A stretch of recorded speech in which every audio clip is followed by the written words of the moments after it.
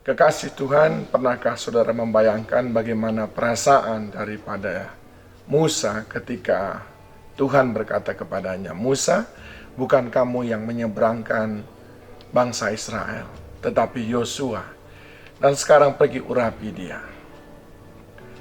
Saya tidak bisa membayangkan apabila pada waktu itu saya ada di posisi Musa. Saya mungkin marah kepada Tuhan dan juga iri kepada Yosua.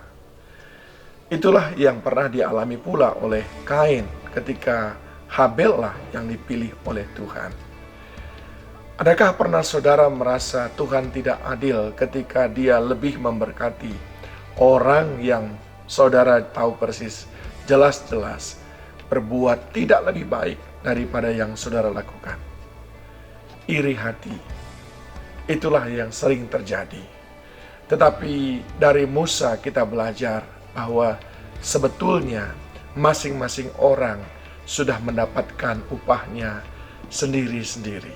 Di dalam Alkitab Galatia 6 ayat 4 berkata, "Baiklah tiap-tiap orang menguji pekerjaannya sendiri, maka ia boleh bermegah melihat keadaannya sendiri dan bukan melihat keadaan orang lain.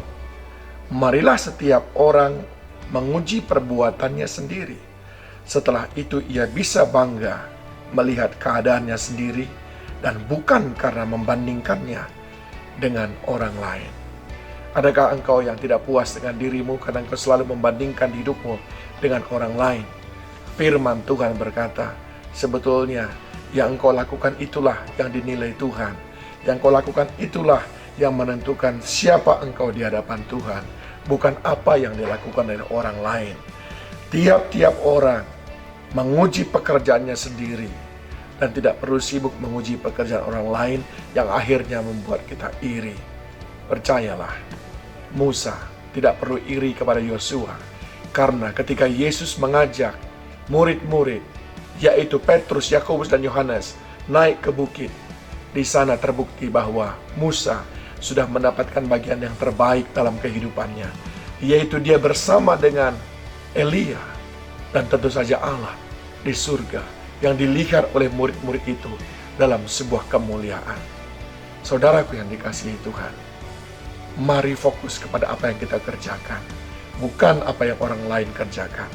Mari fokus dan syukuri apa yang Tuhan berikan atas kita, bukan apa yang Tuhan berikan bagi orang lain.